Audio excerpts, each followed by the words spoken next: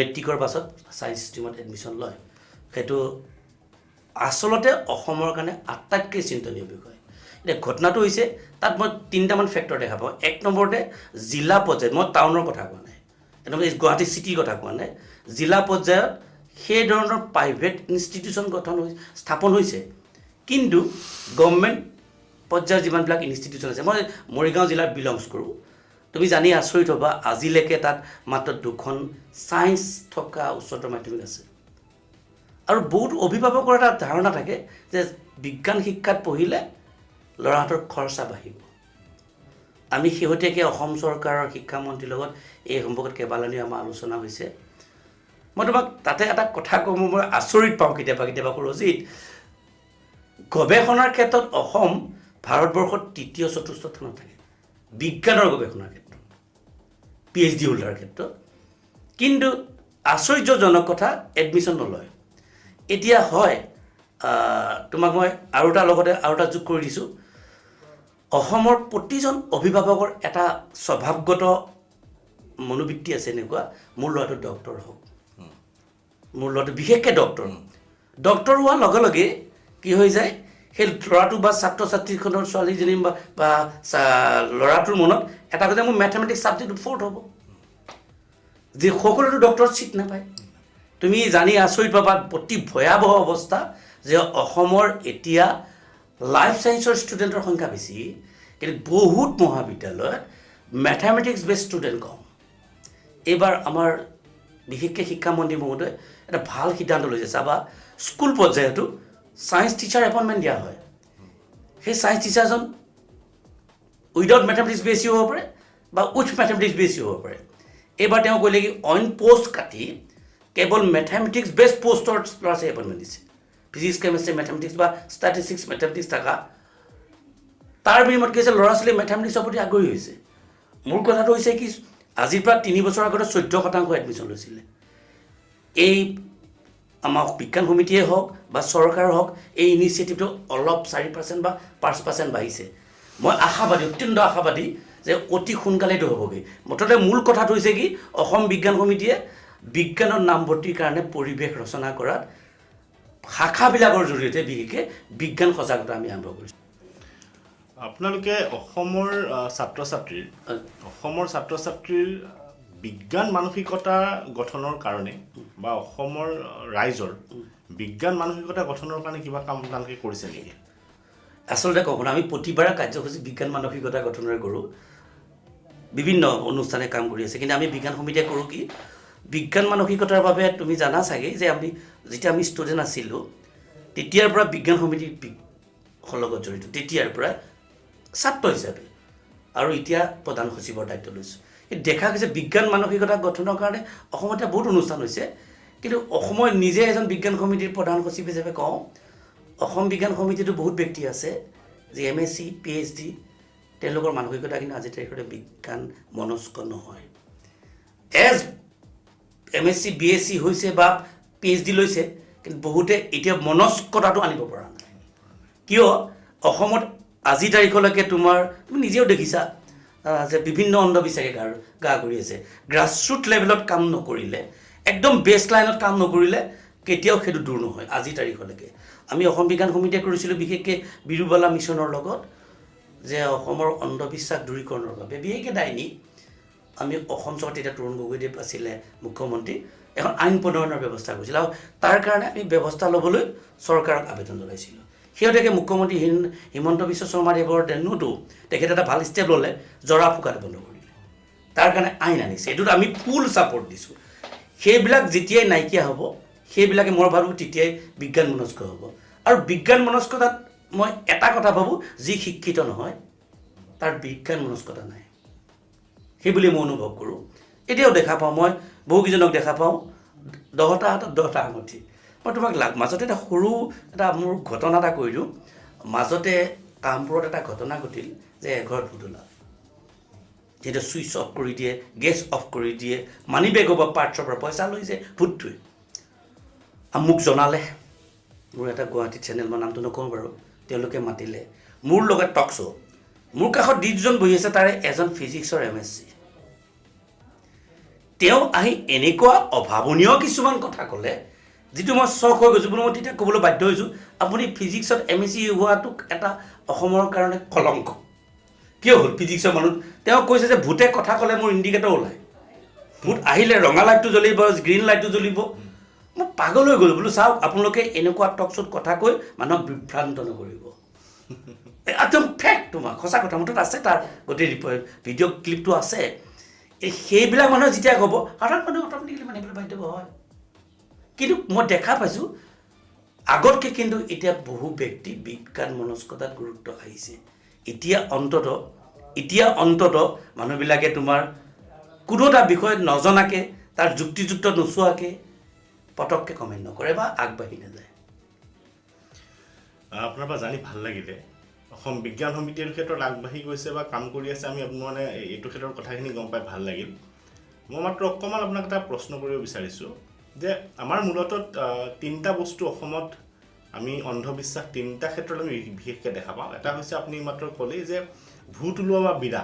বিৰাই মানুহক অশান্তি কৰে বা ভূতে মানুহক অশান্তি কৰে প্ৰায় অসমৰ বিভিন্ন অংশত আমি শুনি থাকোঁ এনেকুৱা এটা ঘটনা এটা অন্ধবিশ্বাস আৰু 2 নম্বৰতে আপোনাৰ এটা নৰবলি বুলি এটা মানে আমি ঘটনা মাজে মাজে শুনা পাওঁ 2-3 বছৰ 4 বছৰৰ পিছত আমি কেতিয়াবাটো বাতৰি কাকতত আমি শুনা পাওঁ যে নৰবলিৰ কাৰণে চেষ্টা কৰিছে বা এনেকুৱা ঘটনা ঘটিছে এইটো এটা শুনা পাওঁ আৰু ফ্ৰিকুৱেণ্টলি এটা শুনা পাওঁ সেইটো হৈছে ডাইনী হত্যা বা ডাইনীৰ নামত মানুহক অত্যাচাৰ কৰা চ' এই তিনিটা কামত এই তিনিটা অন্ধবিশ্বাস প্ৰায় শুনা পাওঁ আৰু তাৰ মূলতঃ তাৰ যিটো মেইন যিটো আমাৰ মানে চাফাৰ কৰি আছে সেইটো হৈছে ডাইনী হত্যা বিৰুবালা বাইদেউ মানে এই পৃথিৱী এৰি যেতিয়া বিৰুবালা বাইদেউ যেতিয়া পৃথিৱী এৰি গ'ল মানে অন্ধবিশ্বাসৰ এইটো যিটো যিটো ডাইনী হত্যাৰ ওপৰত কাম কৰাৰ কাৰণে মানে এটা ঠাই এটা খালী হৈ গ'ল বিৰুবালা বাইদেউ যোৱাৰ পিছত গতিকে এই যে বিৰুবালা বাইদেউৰ খালী ঠাইখিনি পূৰাবৰ কাৰণে আপোনালোকৰ ইমান নেটৱৰ্ক যিহেতু আছে আপোনালোকে বিশেষ কিবা কাম কৰিছে নেকি এইটোৰ ওপৰত তুমি চোৱা মই তোমাক ক'লোৱে যে আমি এখন আইন প্ৰস্তুতিত সহযোগিতা আগবঢ়াইছিলোঁ চাবা ডাইনী বা যেনেকুৱা ধৰণৰে অন্ধবিশ্বাস নহওক বিশেষকৈ ডাইনীটো সম্পূৰ্ণৰূপে ল' এণ্ড অৰ্ডাৰ চিটুৱেশ্যন সম্পূৰ্ণৰূপে কেলৈ কিছুৱে স্ক্ৰিপ্ট বনাই পেলাই ভূত বা ডাইনীক বনায় আৰু তুমি চাবা ডাইনী য'তে আহিছে সেইখন ট'টেলি অসমৰ ৰুৰেল এৰিয়া ৰিম'ট এৰিয়াৰ আৰু দুৰ্বল শ্ৰেণীটোকে প্ৰথম টাৰ্গেট কৰিলে ডাইনী সজাবলৈ মই তাৰ কথা তোমাক কওঁ মাজতে বুঢ়া ডাঙৰীয়া ওলাইছিলে আমাৰ কোনোবা এখন গান এই ঘোঁৰা এটা ডাঙৰীয়া বগা ঘোঁৰা ওলাইছিলে বুঢ়া ডাঙৰীয়া ওলাইছে এইবিলাক কিছু পৰিমাণে মই তোমাক কওঁ শুনা সজাই লোৱা কিছুমান চিত্ৰনাট্য কেলৈ তেওঁ ব্যক্তিজনৰ মই মোৰ গাঁৱতে মোৰ মৰিগাঁৱতে এটা সময়ত টিংকু ডেকা ওলাল মালৱ ফকীৰ ওলাল মৰিগাঁও জিলাত আৰু তাৰ এতিয়া উনঘাম নাই আমি চাইছোঁ যে অসম বিজ্ঞান সমিতিয়ে বিভিন্ন সময়ত বিভিন্ন ধৰণৰ কাম কৰি আছে বিজ্ঞানৰ প্ৰসাৰৰ কাৰণে বিজ্ঞানৰ জনপ্ৰিয় কৰিবৰ কাৰণে বিজ্ঞান শিক্ষাৰ ক্ষেত্ৰত অগ্ৰণী ভূমিকা গ্ৰহণ কৰা এটা কিৰদাৰ হৈছে এটা চৰিত্ৰ হৈছে বিজ্ঞানৰ শিক্ষকসকল বিজ্ঞানৰ শিক্ষকসকলে ডাইৰেক্টলি আমাৰ কণ ছাত্ৰ ছাত্ৰীসকলৰ লগত ডাইৰেক্টলি ইণ্টাৰেকশ্যন কৰে আৰু ইণ্টাৰেকশ্যন কৰি তেওঁলোকে প্ৰথম বিজ্ঞানৰ প্ৰতি ল'ৰা ছোৱালীৰ ছাত্ৰ ছাত্ৰীসকলৰ প্ৰথম আকৰ্ষণটো তেওঁলোকে সৃষ্টি কৰে বিজ্ঞান শিক্ষাক অধিক মনোগ্ৰাহী কৰিবৰ কাৰণে আৰু ল'ৰা ছোৱালীৰ মাজত বিজ্ঞান শিক্ষা ল'ৰা ছোৱালীৰ মনত সোমোৱাই দিবৰ কাৰণে আপোনালোকে শিক্ষক প্ৰশিক্ষণৰ ওপৰত কিবা কাম কৰিছে নেকি অসম বিজ্ঞান সমিতিয়ে একদম ধুনীয়া প্ৰশ্ন চোৱা অসম বিজ্ঞান সমিতিয়ে প্ৰায় 50 বছৰ কাল মই 25 বছৰ মাইনাছ কৰিছোঁ 50 বছৰ কাল বিজ্ঞান শিক্ষাৰ কাৰণে কাম কৰিছে কেনেকুৱাকৈ মই তোমাক প্ৰথমে কৈছিলোঁ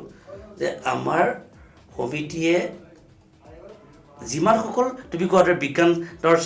শিক্ষকসকলক মাতি গুৱাহাটীৰ হেড অফিচত সমগ্ৰ শিক্ষাৰ লগত জড়িত হৈ পেলাই কাম কাজ কৰিছিলে এটা বিষয়ৰ ওপৰত বিশেষকৈ বিজ্ঞান শিক্ষা কেনেকৈ ফলপ্ৰসূ আৰু মনোগ্ৰাহী কৰিব পাৰি তাৰ বাদে বিজ্ঞানৰ সঁজুলি তোমাক মই শুনা অসমৰ হাইস্কুলবিলাকত বিশেষকৈ বিজ্ঞানৰ লেবৰেটৰী নাই হাইস্কুলবিলাকত তাৰ কাৰণে অসম বিজ্ঞান সমিতিয়ে DST গভৰ্ণমেণ্ট অফ ইণ্ডিয়াৰ অৰ্থ সহায়ত বহুকেইটা কিট বিশেষকৈ আমাৰ বাইদেউগৰাকী অপৰ্ণা বুজৰ বৰুৱা বাইদেউৰ প্ৰচেষ্টাতে বায়'লজি কিট একদম ফ্ৰী আমি ফ্ৰী দিলোঁ গোটেই অসমৰ প্ৰায় সকলোকে দিব পৰা নাই প্ৰায় 10,000 আমি কিট ডিষ্ট্ৰিবিউট কৰিলোঁ কিন্তু ঘটনাটো হৈছে এনেকুৱাহে চোৱা তুমি কোৱা ঠিকেই কৈছা বিজ্ঞানৰ ছাত্ৰ শিক্ষক এপইণ্টমেণ্ট দিছে বহুতেই আজিকালি চাকৰিটোক শিক্ষকতাটোক চাকৰি হিচাপে টকা ঘটাৰ বিষয় হিচাপে লয় তাৰ মাজত কিছু ব্যতিক্ৰম আছে নথকা নহয় ব্যতিক্ৰম থকাসকলে তাৰ ফলপ্ৰসূ হৈছে মই নাম ক'বলৈ পাই তোমাক আনন্দ পাইছোঁ যেনে ৰিপুঞ্জয় বৰদলৈ নাম কৈ দিছোঁ মই পংকজ বৰুৱা নাম কৈ দিছোঁ নীলমণি শৰ্মা নাম কৈ দিছোঁ তেওঁলোকে ইমান সফল তেওঁলোকে শ্ৰেণী কোঠাটোলৈ গ'লে অংকৰে হওক বিজ্ঞানে হ'ল খালী হাতে নাযায়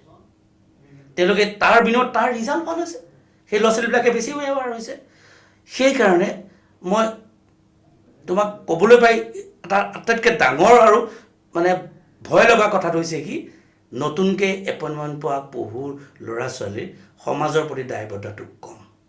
এইটো মই তোমালোক মুকলিকৈ ক'বলৈ পাই দুখ পাইছোঁ কিন্তু তেওঁলোকে কেৱল মানে নিজৰ কেৰিয়াৰ সম্পৰ্কত সচেতন সমাজৰ প্ৰতি সচেতন নহয়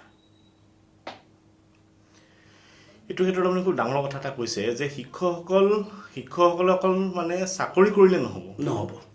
চাকৰি কৰিলে নহ'ব তেওঁলোকে সেৱাৰ এটা মানসিকতাৰে তেওঁলোকে সমাজখনৰ প্ৰতি কাম কৰিব লাগিব ল'ৰা ছোৱালীখিনি নিজৰ ল'ৰা ছোৱালী বুলি ভাবি তেওঁলোকে কাম আগবঢ়াব লাগিব তেতিয়াহে আমাৰ গোটেই ব্যৱস্থাটো সফল হ'ব মোৰ মনত পৰে আজিৰ পৰা 40-42 বছৰ আগতে যেতিয়া আমি সৰু ল'ৰা ছোৱালী আছিলোঁ আমি যেতিয়া ক্লাছ 5-6ৰ ছাত্ৰ আছিলোঁ তেতিয়া অসম বিজ্ঞান সমিতিয়ে কিছুমান অঞ্চল ভিত্তিক স্কুললৈ গৈ পেলাই